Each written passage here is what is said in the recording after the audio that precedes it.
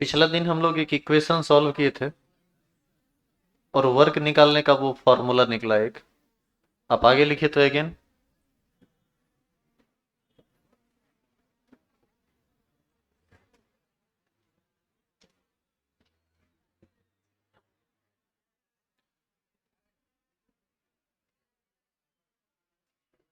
लिखिए अगेन।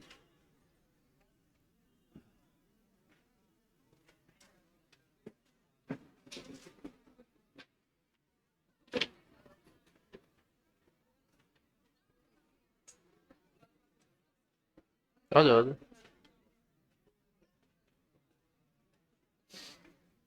बैठिए जल्दी।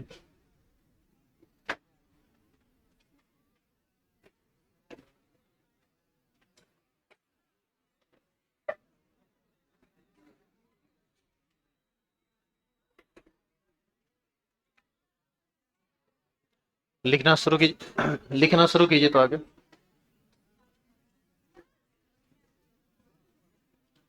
माना कि एक रासायनिक अभिक्रिया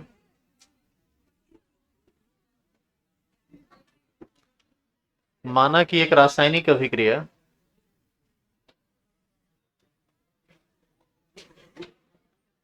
स्थिर ताप। अभी देखो शांत नहीं हो रहे हो। लास्ट लास्ट में लेट से छुट्टी देंगे तो तुमको हमेशा बुरा लगता होगा। ये जो छुट्टी लेट से होती है इसके लिए हम जिम्मेदार नहीं है, जिम्मेदार आप हैं। क्लास को इतना डिस्टर्ब किए हुए रहते हैं कि कहीं ना कहीं टॉपिक समाप्त होने में टाइम लग जाता है। आप यदि शांत रहेंगे तो टाइम पर रोज छुट्टी होगा। माना कि एक रासायनिक अभिक्रिया स्थिर ताप। आपको टाइम पर छुट्टी भी चाहिए, आइएगा भी आप 20 में, 9:20 में।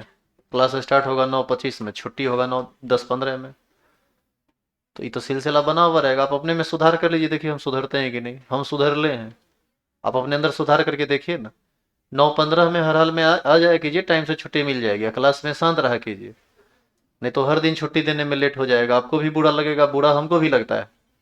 अगला बैच हमारा भी खड़ा रहता है। माना कि एक रासायनिक अभिक्रिया स्थिर ताप तथा स्थिर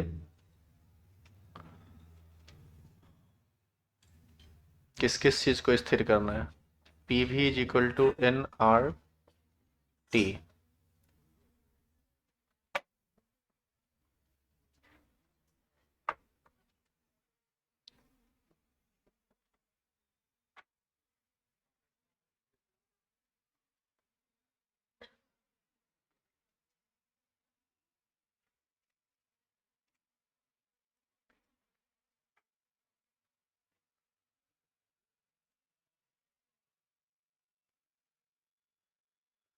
एक मिनट रुकिए तो।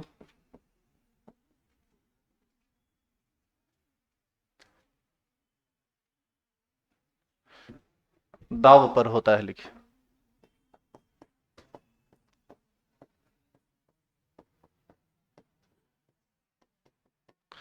माना कि एक रासायनिक अभिक्रिया स्थिर ताप तथा स्थिर दाब पर होता है।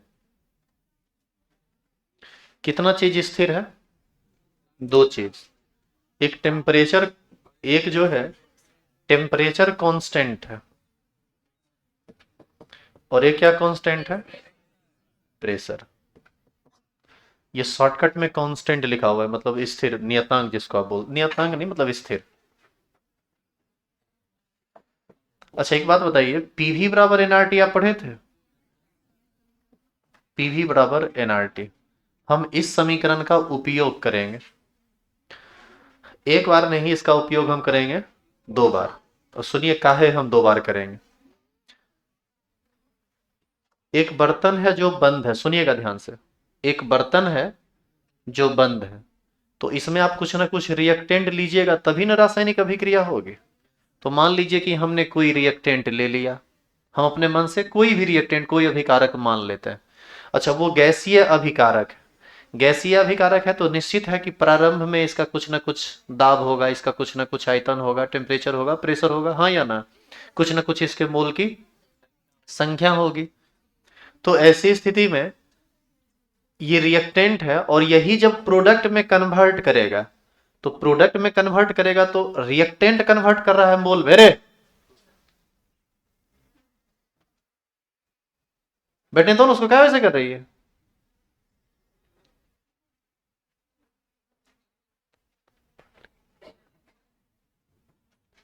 एक रात तुम लोग का दिमाग नहीं काम करता कि पढ़ाई शुरू है, नाटक कर रहे हैं, फिर वही लेट से छुट्टी होगा तो फिर नाटक कीजिएगा। इंग्लिश मीडियम में हर दिन 5 मिनट पहले छुट्टी हो जाता है, पढ़ाई इतने होती है, और आपके बैच में हर दिन 10-15 मिनट लेट हो जाता है। यही सब नाटक करते हैं तो छुट्टी देने में लेट होती है। पागलपंथी का एक सीमा होता है। न पढ़ाने देंगे आप।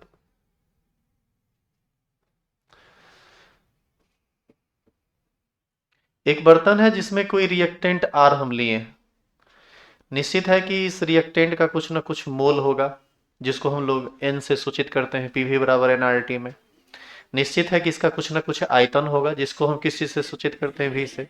गैसीय सभी कारक है, निश्चित है कि कुछ ना कुछ इसका प्रेशर होगा, हम उसको सूचित करते हैं किस चीज से, पी से। और निश्चित रूप से इसका कुछ ना कुछ टेम्परेचर भी होगा, तो ये टी होगा। तो रिएक्टेंट के लिए हम एन वी पी टी की बात कर सकते हैं। अब मान लीजिए कि यही रिएक्टेंट कन्वर्ट कर गया किस चीज में, प्रोडक्ट में।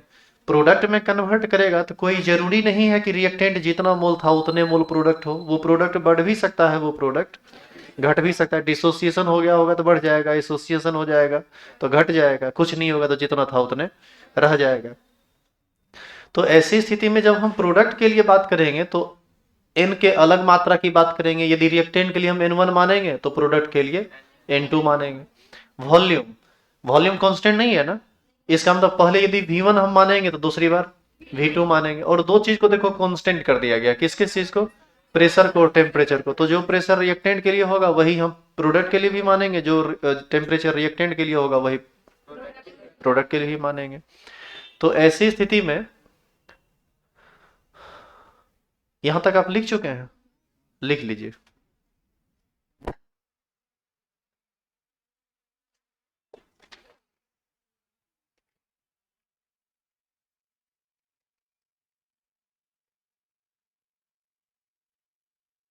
कल कोचिंग खुला रखें या बंद कर दें? खोलने के पक्ष में कितने लोग हैं, हाथ खड़ा कीजिए। बाकी लोग बंद के पक्ष में ही हैं। हाँ, तो बंद ही रहेगा।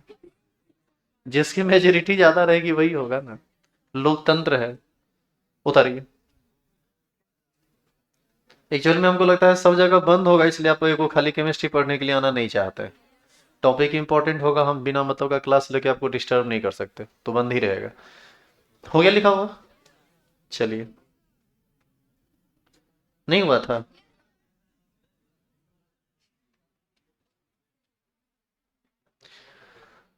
अब देखो, यहां पर हम लेते हैं, इधर लेते हैं रिएक्टेंट, और इस तरफ क्या लेंगे, प्रोडक्ट। कौन कौन चीज कांस्टेंट हुआ है, प्रेशर और टेम्परेचर, तो उसको रहने देते हैं अभी। मान लीजिए कि रिएक्टेंट के मोल की संख्या N1 है, तो प्रोडक्ट के मोल की संख्या N2, क्योंकि ये दोनों जरूरी नहीं है कि स्थिर रहे। उसके बाद वॉल्यूम मान लेते हैं इसका V1, इसका V2। अच्छा, दो चीज कांस्टेंट है T और P, तो इसका यदि हम P मानेंगे तो इसका भी हमको P मानना पड़ेगा, और यदि हम इसका T मानेंगे, इसका यदि हम T मानते हैं तो इसका भी T मानना पड़ेगा। आप भी मान लीजिए। और आप समझ रहे हैं ना कि N1 क्या है, V1 क्या है, P क्या है, T क्या है। रिएक्टेंट का मोल, रिएक्टेंट का वॉल्यूम, रिएक्टेंट का प्रेशर, रिएक्टेंट का टेम्परेचर। प्रोडक्ट का मोल, प्रोडक्ट का वॉल्यूम, प्रोडक्ट का प्रेशर, प्रोडक्ट का टेम्परेचर। P1 P2 नहीं लिखे, T1 T2 नहीं लिखे, क्योंकि कंडीशन में हम पहले ही प्रेशर और टेम्परेचर को स्थिर कर चुके हैं। ठीक है, ये कंडीशन हम अप्लाई किए हुए हैं, इस पर हम आगे काम कर रहे हैं। उतारेंगे इसको।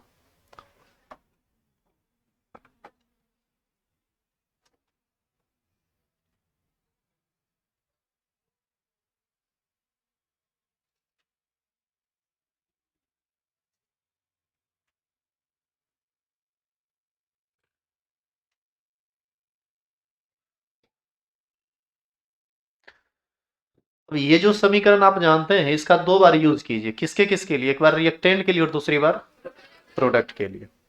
चेंज कर दें इसको।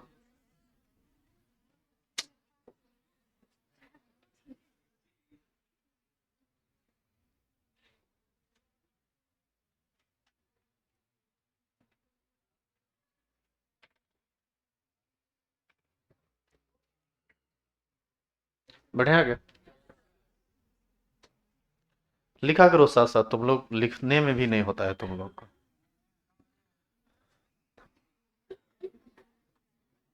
पी भी, सॉरी, हम यहाँ लिखिए, साथ साथ लिखिए। फॉर रिएक्टेंट, हम भी धीरे धीरे लिखेंगे, साथ साथ लिखते चलिए आप लोग। फॉर रिएक्टेंट पी वी बराबर एन आर टी होता है, तो हम वही लिख देते हैं, p v is equal to n are t. लेकिन हम यहाँ पर एक अंतर करेंगे, वी में वी वन लगाएंगे और एन में एन वन लगाएंगे। बाद बाकी पी टी पहले से कांस्टेंट है और आर तो हर जगह कांस्टेंट होता है। इसको हम इक्वेशन मान लेते हैं वन। और अब हम बात करेंगे फॉर प्रोडक्ट। बताइए प्रोडक्ट के लिए क्या लिखेंगे? पी वी टू बराबर एन टू आर टी। इसको इक्वेशन सेकंड। अच्छा ये बताइए कि रिएक्शन जब होगा तो रिएक्टेंट पहले होगा और प्रोडक्ट बाद में। तो इक्वेशन टू फाइनल चीज है और इक्वेशन वन इनिशियल चीज है। इक्वेशन टू में से इक्वेशन वन को घटा दीजिए, वी गेट, हम पाते हैं कि क्या पाएंगे बताइए। देखो बराबर के इधर जो है उसको टू में से वन को घटा रहे हैं, तो पी वी टू को पहले लिखेंगे, पी वी टू माइनस क्या करेंगे, पी वी वन बराबर इधर क्या लिखेंगे, n two r t minus n one r t. चलेगा? इसमें कुछ कॉमन आएगा? क्या कॉमन आएगा? पी। तो हम यहां लिखते हैं p into v two minus v one, लिख सकते हैं बराबर, यहां पर आर टी कॉमन आएगा और इसको हम लिख सकते हैं n two minus n one. कोई दिक्कत है इसमें? अब भी लिख लीजिए।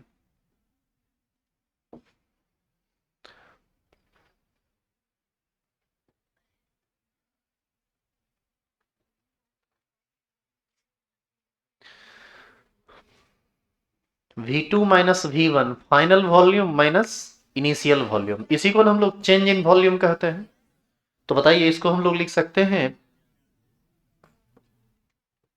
P इंटू डेल्टा वी, ऐसा लिख सकते हैं।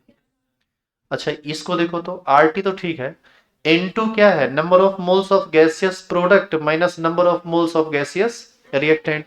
आप याद कीजिए इसी को हम लोग डेल्टा एन कहा करते थे, केमिकल इक्विलिब्रियम में पढ़ाया गया था, याद है, केपी बराबर K C into are T to the power delta n. वहीं पर डेल्टा एन के बारे में डिटेल में बताए थे कि आप सिर्फ गैसियस प्रोडक्ट और गैसियस रिएक्टेंट को ही लेंगे, सॉलिड लिक्विड एक्वस सबको आप कंसीडर नहीं करते हैं। तो यहां से हम लिख सकते हैं r t into delta n, या इसी को हम और थोड़ा ढंग से लिखें तो लिख सकते हैं P इंटू डेल्टा वी बराबर डेल्टा एन आर टी। कुछ नहीं किए, थोड़ा उल्टा करके लिख दिए, बस यही ना किए। मैथमेटिक्स आपको अधिकार देती है कि इक्वल साइन के दोनों तरफ आप कोई भी काम कर सकते हैं, उससे इक्वलिटी पर कोई फर्क नहीं पड़ेगा। कुछ चीज जोड़ सकते हैं, गुना कर सकते हैं, घटा देंगे, दोनों तरफ करेंगे तब फर्क नहीं पड़ेगा, एक तरफ करेंगे तो फर्क पड़ेगा। आप एक काम कीजिए, इस पूरे इक्वेशन को निगेटिव साइन से गुना कर दीजिए, तो इसमें भी निगेटिव लग जाएगा, उसमें भी निगेटिव लग जाएगा। तो बताइए तो क्या लिखेंगे, minus P into delta V बराबर minus delta n are T. आप याद कीजिए माइनस पी डेल्टा वी को ही ना वर्क कहा जाता है, कल ही तो पढ़े थे। तो यहां से हम कह सकते हैं W is equal to minus delta n into are t. उम्मीद करें कि आप वर्क का दूसरा फॉर्मूला समझ गए हैं। इसमें खाली आप ये समझ लीजिए कि वो W क्या है, W क्या है, वेयर, W है वर्क डन, या वर्क लिख सकते हैं आप, किया गया कार्य। R तो जानते ही हैं आप, R का तीन वैल्यू हो सकता है, 0.0821 हो सकता है, या 8.31 हो सकता है या 2 हो सकता है।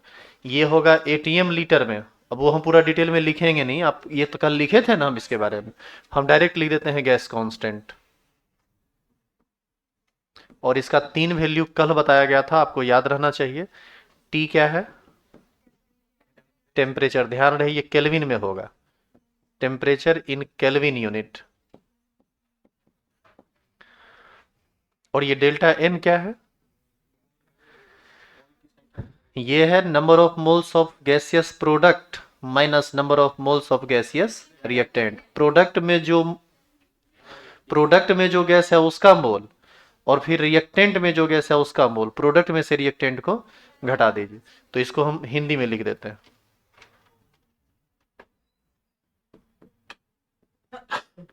गैसीय प्रतिफल के मोल की संख्या माइनस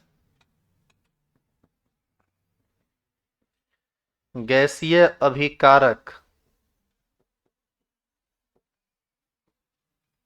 के मोल की संख्या।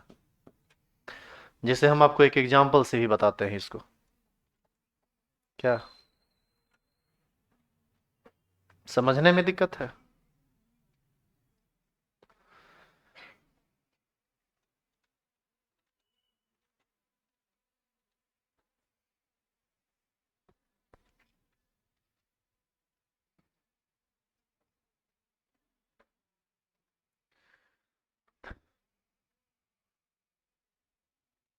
एक रिएक्शन पर आप इस एग्जांपल को समझिए, तब आपको दिक्कत नहीं होगा, डेल्टा एन में खास करके। कर दूं चेंज? अच्छा एक बात बताइए, प्रेशर क्रिएट कौन करेगा? गैस ही ना करेगा। तो यहाँ पर गैसीय रिएक्टेंट की बात होगी। कोई चीज द्रव है या कोई चीज विलियर बना हुआ है तो वो थोड़े प्रेशर उत्पन्न करेगा। तो यहाँ पर हम हमेशा बात करेंगे गैसियस प्रोडक्ट और गैसियस रिएक्टेंट की। वैसे भी पीवी वर्क हमेशा गैस ही ना कर सकता है प्रेशर वॉल्यूम पर। कोई दूसरा चीज थोड़े करेगा, हम आप थोड़े उस वर्क को करेंगे। चेंज कर दें? इधर मिटा देते हैं। इधर हो गया था ना। एक रिएक्शन देखिए। जिंक एक सॉलिड होता है, जेड एन। इसको एसिड के साथ रिएक्शन करा दीजिए। HCl एक्वस मतलब जल में घुला हुआ एसिड, यानी अम्ल के साथ अभिक्रिया होगा। ये रिएक्शन करके बना देता है ZnCl2, यह भी एक्वस होता है। और साथ साथ ये बनाता है H2O, लेकिन ये गैस बनाता है। अब बताइए कि इसके लिए डेल्टा एन का मान कितना होगा? ये बेचारा सॉलिडे है, ये एक्वस, ये एक्वस। गैस तो केवल एक केनगो है। और यहाँ पर देखिए रिएक्शन आपको ये बैलेंस नजर आएगा। यहाँ कोफिशिएंट कितना है? एक। तो यहाँ हम लेंगे एक। ये गैस है नहीं, छोड़ दीजिए। इधर कोई गैस है नहीं, तो 1 - 0 बराबर कितना? एक। बताइए डेल्टा एन का मान 0 आ गया। यदि रास सॉरी 1 आ गया। यदि रासायनिक अभिक्रिया दी रहे तो क्या डेल्टा एन का मान इस तरह से निकाला नहीं जा सकता है? जैसे एक और चीज देखिए, N2। N2 गैस होता है। आप याद कीजिए, ये याद आ जाएगा आपको, पीछे पढ़े हुए हैं आप। ये 3 हाइड्रोजन मॉलिक्यूल के साथ रिएक्शन करता है, और रिएक्शन करके प्रोडक्ट बनाता है 2NH3, और यह भी गैस होता है। अब बताइए तो इसके लिए डेल्टा एन का मान। प्रोडक्ट का मोल है 2, लिख दो 2 माइनस रिएक्टेंट में ये भी गैस है ये भी गैस है, तो दोनों का मोल जोड़ना पड़ेगा। 3 + 1 4, यानी इसका मान कितना हो जाएगा? -2। आई बात समझ में? अब बताइए W बराबर, जब आप वैल्यू निकालिएगा -डेल्टा NRT, तो इसका डेल्टा एन निगेटिव है, निगेटिव निगेटिव पॉजिटिव हो जाएगा, वर्क डन पॉजिटिव हो जाएगा। आ रही है बात समझ में? तो इस तरह से ये वैल्यू निकलता है। तो आप इस एग्जांपल को लिख देंगे। आप फंसते सिर्फ डेल्टा एन में, वो भी यदि आप पहले से पढ़े हुए हैं तो आपको फंसना नहीं चाहिए यहाँ पर। खाली ध्यान रखना कि गैसियस प्रोडक्ट और गैसियस रिएक्टेंट को ही कंसीडर किया जाता है डेल्टा एन में।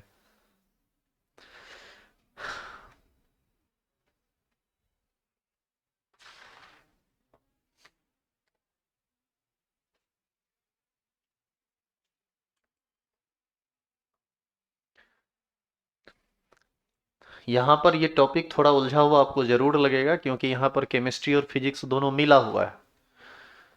आप आइसोथर्मल रिवर्सिबल प्रोसेस में वर्क डन पढ़े होंगे, सर आपको जरूर पढ़ाए होंगे, यदि आप फिजिक्स पढ़े हैं, क्लास किए होंगे तो। क्या फॉर्मूला होता है उसका?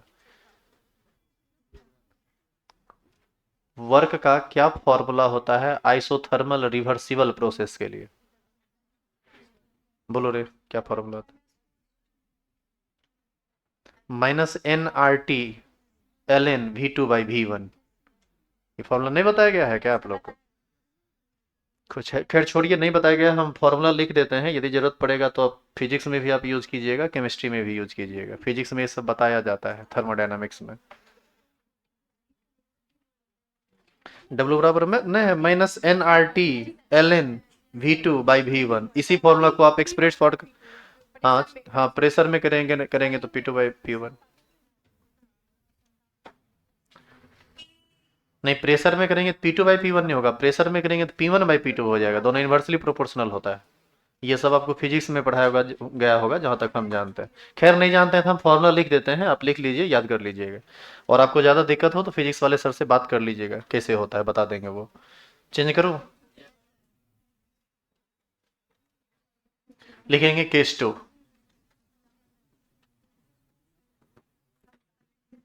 अब कुछ लोग कह रहे हैं कि केस 1 कहिया हुआ था। देखिए केस 1 है पीछे कहीं लिखा हुआ कि नहीं, और केस 1 में कुछ हेडिंग भी डाला गया होगा। अनुत्क्रमणीय प्रक्रम में किया गया कार्य है लिखा हुआ। अब लिखिए समतापीय उत्क्रमणीय प्रक्रम में किया गया कार्य।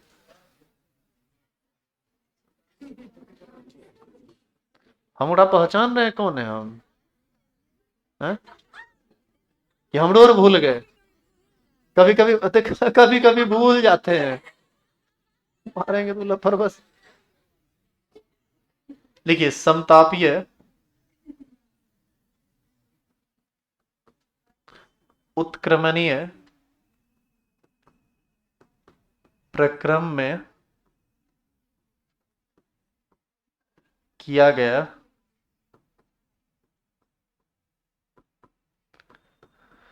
इसका फॉर्मूला याद रखिएगा, ये होता है W बराबर -nRT ln V2/V1।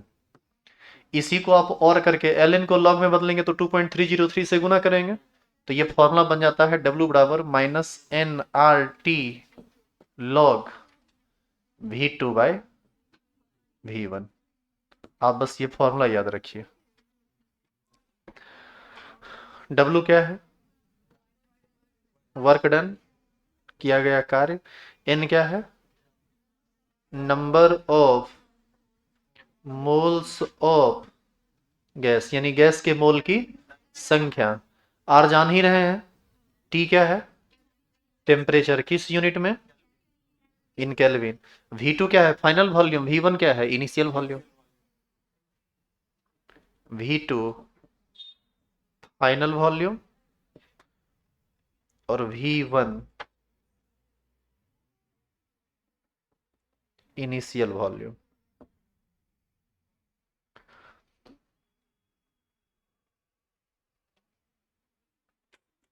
और इसका लास्ट केस, केस 3। क्या हुआ? अरे हमसे डिस्कस करो ना, ज्यादा क्लियर रहेगा। यदि कंसेप्चुअल एरर आ रहा है तब आपस सी बात है, तब कोनो बात नहीं, तब आप कीजिए ही मत। क्लास में हमसे बेहतर इंसान तुमको मिलेगा खिस्सा करने के लिए? तो क्लास में हमसे बात क्या कीजिए, बाहर अपना पर्सनल बात है तो बाहर में करेंगे, क्लास में करना जरूरी है। लिखेंगे केस 3।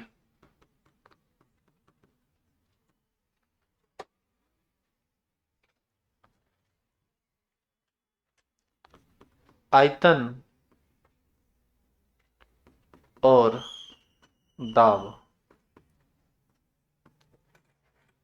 परिवर्तन पर किया गया कार्य। इस बार कौन कौन चीज बदल रहा है? आयतन भी और दाब भी। इसका बहुत आसान फॉर्मूला है, W बराबर P2V2 माइनस P1V1।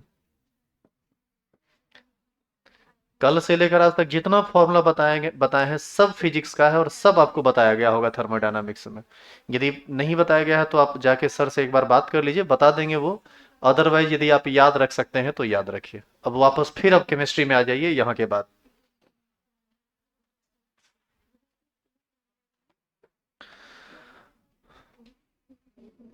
आयतन और दाब परिवर्तन पर किया गया कार्य लिखा हुआ है। W बराबर P2V2 माइनस P1V1। P2 क्या है? Final volume. P1 initial volume. V2 final volume, sorry sorry उल्टा बोल गए।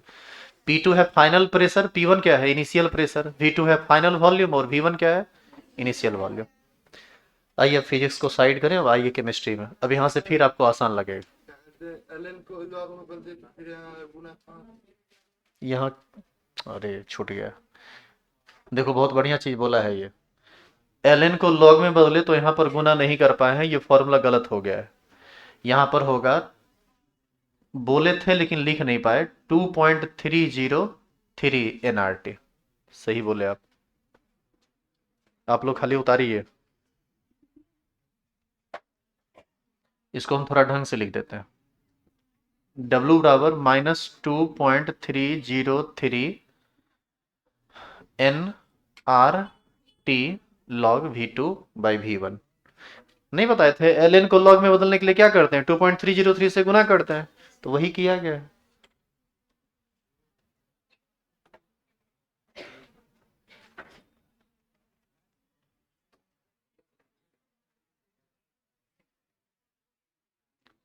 हो गया लिखा हुआ।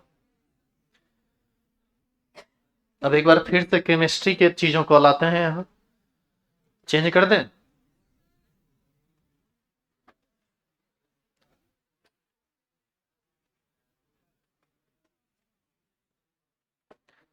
हेडिंग डालिए तो उष्मा गतिकीय प्रक्रम।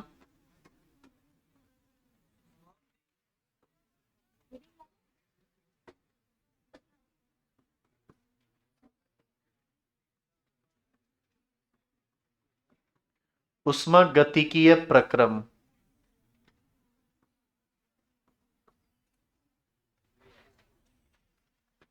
इसको इंग्लिश में बोलते हैं थर्मोडायनामिकल प्रोसेस।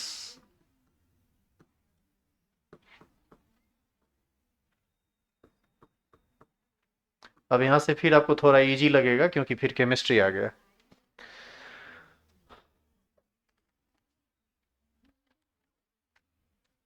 उष्मा गतिकीय प्रक्रम, उष्मा थर्मोडायनामिकल प्रोसेसेस, या प्रोसेस आप लिख सकते हैं।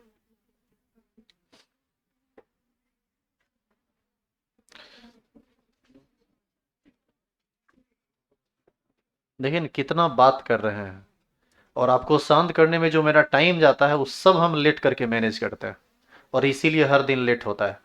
आप अपना आदत सुधार लीजिए, नहीं तो हम अपना आदत कभी नहीं सुधारेंगे। समझे? होशियार बनिए, अब आप 12th में जाने वाले हैं, और अभी भी नहीं सुधरे तो जीवन बर्बाद हो जाएगा आपका। हम अपने लिए नहीं बोल रहे हैं। और यदि हम 5 मिनट 10 मिनट किसी दिन लेट हो जाता है, कुछ ज़्यादा लेट हो जाता है, तो वो हम अपने लिए नहीं लेट करते हैं, वो हम आप ही के लिए लेट करते हैं।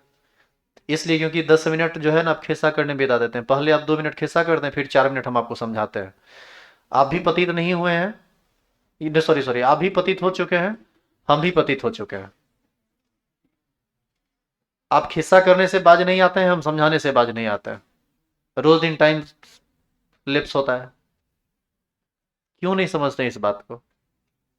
ऐसी में कोनो दिन मान लीजिए पीट देंगे तो कहिएगा कि पीटते हैं, तब आपको बुरा लग जाएगा, खराब लगेगा, डर भी लगेगा कि ऐसा मार मारते हैं। सब गंदा आदत है, इसको छोड़िए। क्लास में तो क्लास का बन के रहिए ना। आप 40 मिनट सोचिए थोड़ा, आप स्टूडेंट हैं, आप 40 मिनट एक चित्त में शांत होकर बैठ नहीं सकते। आपको क्या लगता है पढ़ाई कर लीजिएगा, जीवन में सफल हो जाइएगा? सवाल ही नहीं पैदा होता है। जो आदमी 40 मिनट अपने आप को कंसंट्रेट नहीं कर सकता है बोर्ड पर, क्लास में, वो क्या ही अपने जीवन पर कंसंट्रेट करेगा जी? तुम बस जी रहे हो क्योंकि तुमको जीवन मिला हुआ है।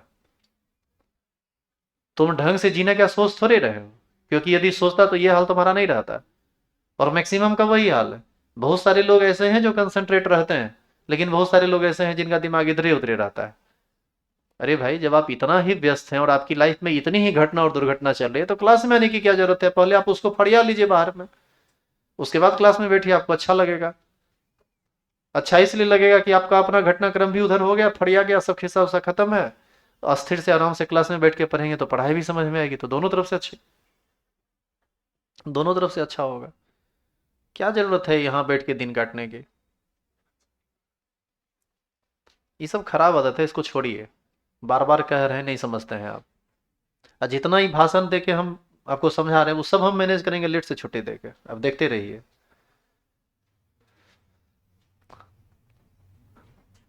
लेट होता है तो कितना परेशानी आपको होता होगा। टीचर लोग भी बोलते होंगे तो आप कहते होंगे कि सरे का गलती है, छुट्टी सरे लेट से देते हैं। आप तो कभी नहीं कहते होंगे कि हम नाटक ही हद से ज्यादा करते हैं क्लास में। ये सब तो नहीं ना बोलते होंगे उनको। तब इसीलिए सब दुश्मन हमारे बने बैठे हैं कि इस सब के पीछे आप जिम्मेदार हैं।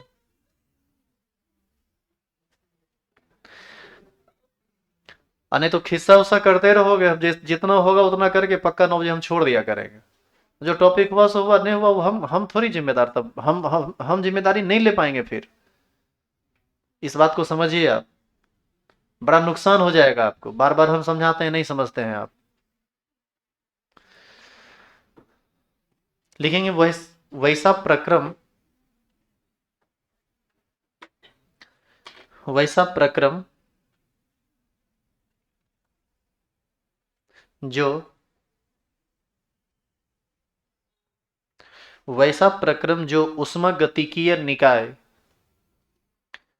वैसा प्रक्रम जो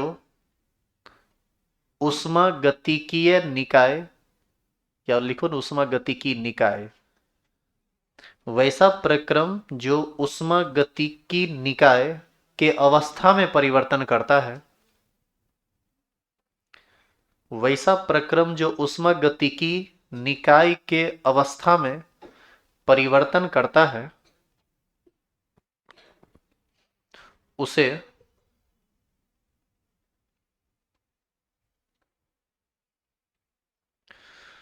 उसे ऊष्मागतिकीय प्रक्रम कहते हैं। उसे ऊष्मागतिकीय प्रक्रम कहते हैं। देखो, अभी हमने कहा कि ऊष्मागतिकीय प्रक्रम एक ऐसा प्रक्रम है जो ऊष्मागतिकी निकाय की अवस्था में परिवर्तन कर देता है। अवस्था में परिवर्तन का यहाँ क्या मतलब है आप ये समझिए। मान लीजिए कि एक बर्तन है जिसमें कोई गैस भरी पड़ी है, ठीक है। इस गैस में के अंदर कुछ ना कुछ गैस का मोल होगा, कुछ ना कुछ गैस का आयतन होगा, कुछ ना कुछ गैस का टेम्परेचर होगा, ये सब होगा। अब हम क्या करते हैं, इसमें थोड़ा सा टेम्परेचर ये उष्मा दे देते हैं। तो बताइए, उष्मा देंगे तो सब कुछ तो सेम था, लेकिन उष्मा देने की वजह से अब इसका जो ताप पहले था, क्या ताप पहले बाद में रहेगा? इसका मतलब है कि उष्मा गति की निकाय में परिवर्तन हो चुका है, हो चुका है। और आप जो उष्मा दिए और इसको ये ग्रहण किया, वो एक प्रोसेस कहलाएगा। हर एक प्रोसेस का नाम है, जैसे एडियाबेटिक प्रोसेस है, आइसोबारिक प्रोसेस है, आइसोकोरिक प्रोसेस है, साइक्लिक प्रोसेस है, इन सब तरह के आइसोथर्मल प्रोसेस है। बहुत तरह का प्रोसेस है जिसको हम समझेंगे कि अलग अलग प्रोसेस में किन किन चीजों में अंतर होता है, किन किन कौन कौन सी चीजें बदल जाती है। खैर, समझ में आया कि क्या क्या हम बोले यहाँ। तो निकाय में कोई भी परिवर्तन करेंगे तो वो ऊष्मागतिकीय प्रक्रम कहा जाता है। जो निकाय पहले था उसमें किसी भी प्रकार का अंतर आ गया, समझ लीजिए वहां पर कोई ना कोई प्रक्रम हो गया। वही सारा प्रक्रम हम पढ़ेंगे कि क्या क्या करके निकाय की अवस्था को परिवर्तित किया जा सकता है, पहली बात। दूसरी बात, किसी भी ऊष्मागतिकी निकाय के अवस्था में यदि आप परिवर्तन करना चाहते हैं तो यह सिर्फ और सिर्फ ऊर्जा से ही संभव है। सिर्फ और सिर्फ ऊर्जा से ही संभव है, बाद बाकी किसी भी चीज से संभव नहीं है। जैसे यदि ये गैसियस सिस्टम था और इसका टेम्परेचर कुछ था, आपने कुछ उष्मा दे दिया, मतलब कुछ ऊर्जा दे दिया। आप क्या किए, इस पर थोड़ा वर्क कर दिए, वर्क भी कर दिए तो इसमें ऊर्जा स्टोर हुई कि नहीं हुई? इसका मतलब है कि उष्मा गतिकी निकाय में परिवर्तन ऊर्जा में परिवर्तन से ही संभव है, या ऊर्जा की मदद से ही संभव है। लिखेंगे नीचे रो देखिए, उष्मा गतिकी, उष्मा गतिकी निकाय, उष्मा गतिकी निकाय के अवस्था में परिवर्तन उष्मागतिकी निकाय के अवस्था में परिवर्तन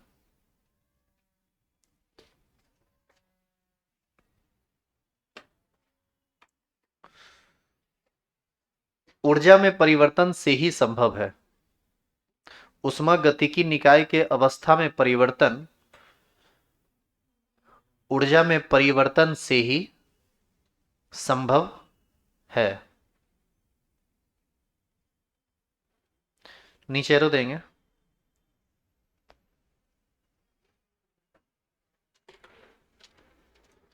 लिखेंगे विभिन्न तरह के विभिन्न तरह के विभिन्न तरह के उष्मागतिकी प्रक्रम निम्न हैं। विभिन्न तरह के उष्मागतिकी प्रक्रम विभिन्न तरह के उष्मागतिकी प्रक्रम निम्न हैं। नंबर 1, चक्रीय प्रक्रम। इसको इंग्लिश में बोलते हैं साइक्लिक प्रोसेस।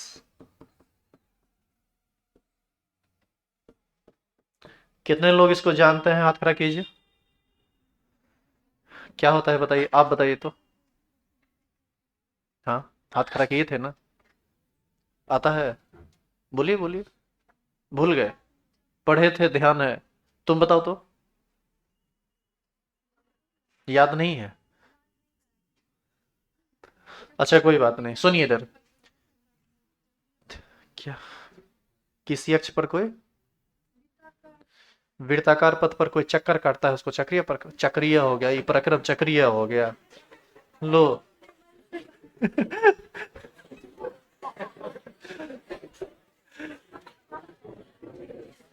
नहीं, साइंस में नहीं, हंसने वाली बात नहीं है। चलिए, आप अच्छा दिमाग लगाए, ये अलग बात है, लेकिन साइंस में इस तरह से दिमाग नहीं लगाते। सुनिए, चक्रीय प्रक्रम एक ऐसा प्रक्रम है जिसमें उष्मागतिकी निकाय कई अवस्थाओं से गुजरता हुआ अपने प्रारंभिक अवस्था में आ जाता है। इसी को हम लोग क्या बोलते हैं?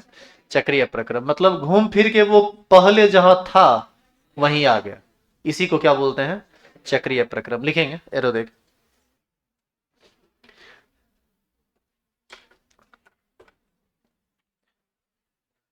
वो एगो देखा था, वो 3 इडियट मूवी देखा था तुम लोग? 3 इडियट मूवी में एक सीन है जिसमें देखा होगा कि तीनों जो इडियट रहता है, ये तीनों इडियट जाता है हीरोइन को प्रपोज करने के लिए। आमिर खान प्रपोज करता है तो नहीं, वो सब खिस्सा कहानी तो समझ ही रहे हो। उसके बाद वापस उधर से लौट के आता है तो उसको जो है सो उसका बाप देख लेता है। देख लेता है तो लेकिन ये तीनों भाग जाता है। लेकिन एगो ये जो राजू है उसका मुंह चेंज जाता है, फेस ये चट्टा था ही। भागते भागते उसका स्टाफ दबाता है तो भागते भागते वो क्लासे में आके छुप जाता है। सुबह सुबह नींद खुलती है तो क्लास चल रहा होता है। तो उधर से पूछता है कि वेर इज राजू राजू रस्तोगी, और जो जो है सब नाम लेके, रणछोड़ दास, चाचा, एगो और कौन था रे? राजू था एगो, रणछोड़ था एगो, फरहान। हाँ, कहाँ है ये सब? तो ये राजू रस्तोगी बोलता है जी सर, इधर है। दारू पीले रहता है टाइट से तीनों। रात में पी के गया था उधर नाटक करने के लिए। तो बोलता है कि रात कहाँ था तुम? तो बोला सर पढ़ाई कर रहे थे, फुल नाइट पढ़ाई कर रहे थे। तो बोला, तो पूछता है सामने से क्या पढ़ाई कर रहे थे? तो वो कुछ बोल नहीं पाया तो इधर से आमिर खान कहता है sir sir sir motor, induction motor पढ़ रहा था सर। अच्छा, तो इंडक्शन मोटर पढ़ रहे थे? तो बोलता है जी सर, इंडक्शन मोटर पढ़ रहे थे। तो उस समय भी उसको चरले था। तो उससे पूछता है कि how how is induction motor start? कहता है बम ब्रम ब्रम करके उसको जो है सो बताना शुरू कर दिया, घुनघुना दिया पकड़ के, लगा पूरा मोटरे चला दिया सही में। तो ये इतना आसान भी नहीं है जितना आसान हम लोग समझ लेते हैं। लिखेंगे, लिखिए।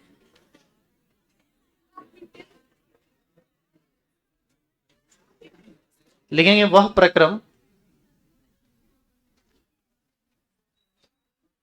प्रक्रम जिसमें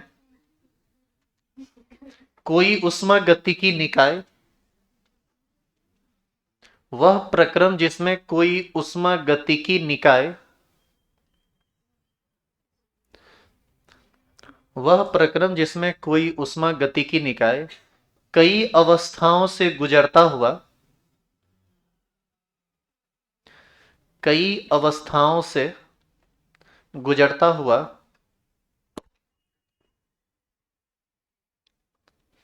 कई अवस्थाओं से गुजरता हुआ अपने प्रारंभिक अवस्था में अपने प्रारंभिक अवस्था में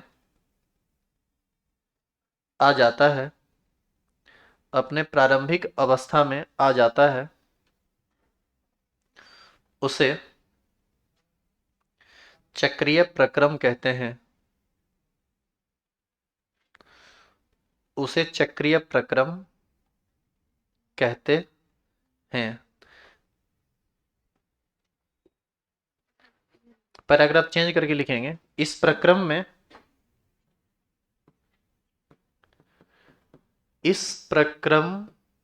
में डेल्टा ई बराबर 0 डेल्टा एच बराबर 0 होता है।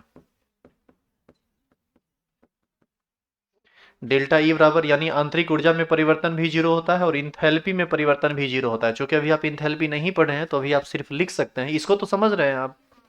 आंतरिक ऊर्जा में परिवर्तन, एक चीज बताओ, सुनो इधर, तुम मान लो 100 रुपया लेके घर से निकला, कहीं गया, कोई दूर लपड़ दे के तुमसे 50 रुपया छीन लिया, फिर आगे गया, फिर 10 लपड़ दे के 25 रुपया छीन लिया। बताओ, जितना लपड़ लगते जा रहा है अवस्था में परिवर्तन होते जा रहा है। और कोई आगे मिला, गाल भी सहला दिया प्रेम से कि बार मारा है तुम्हारा, बहुत मार मारा है, और जितना रुपया तुम्हारा कितना छीना, 75 न छीना, वो 75 फिर तुमको दे दिया।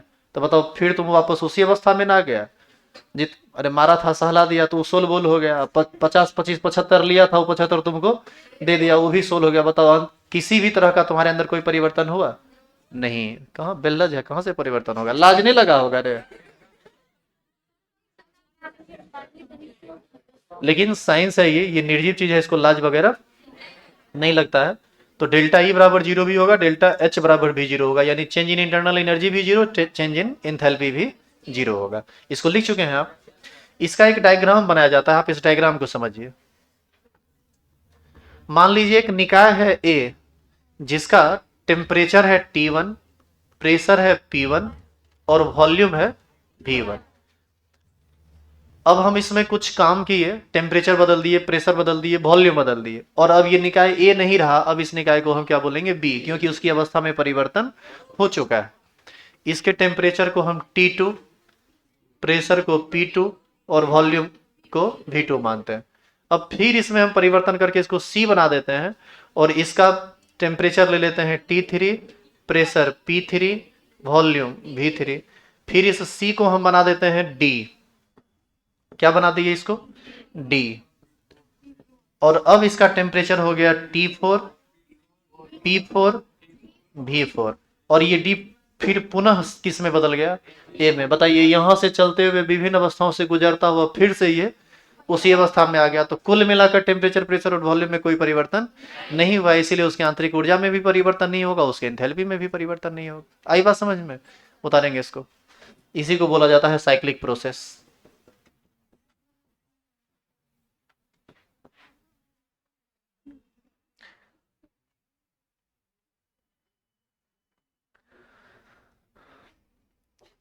नेक्स्ट पेज में लिख लो ना, क्या है उतना, कॉपी खर्च किया कीजिए।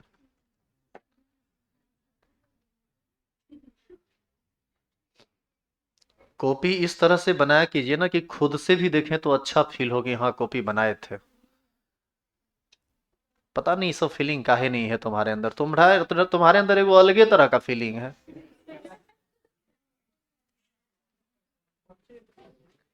अब देखो, पूछता है कौन चीज का फीलिंग है, सब बात खोल के बोल दे हैं, चट्टा कहीं का। इस समय उबाल मार रहा है फीलिंग, इसीलिए पूछने का कोशिश कर रहा है, चोर कहीं का। कहता है बताइए कौन कौन फीलिंग। हमरा की पता है कौन कौन फीलिंग, तुम्हें नहीं जानेगा।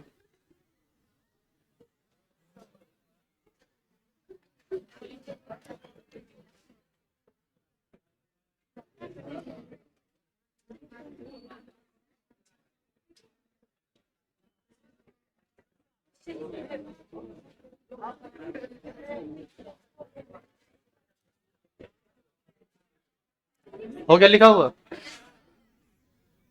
कल से 9:15 में क्लास स्टार्ट हो जाएगा और पक्का 10 बजे छोड़ देंगे, तो आप कोशिश कीजिएगा कि 9:15 तक हर हाल में बैठिए। कल से कोशिश कीजिएगा कि हर हाल में 9:15 में। पागल काहे कर रहे हैं, हमको पता है। कल से हम बोल रहे हैं, तो कल से में जो भी क्लास। अच्छा एक बात बताओ, तुम लोग को इतना भी बुद्धि नहीं है क्या, जो आप हमको याद दिला रहे हैं। तो कोशिश कीजिएगा 9:15 में हर हाल में क्लास में उपस्थित रहने का। 9:15 से क्लास स्टार्ट हो जाएगा। और क्लास में प्लीज शांत रहा कीजिए, टाइम पर छुट्टी देने में हमको मदद मिलेगी, नहीं तो फिर हम लेट से छुट्टी देंगे, आपको बुरा लगेगा। आइए कल, परसों, कल छुट्टी है।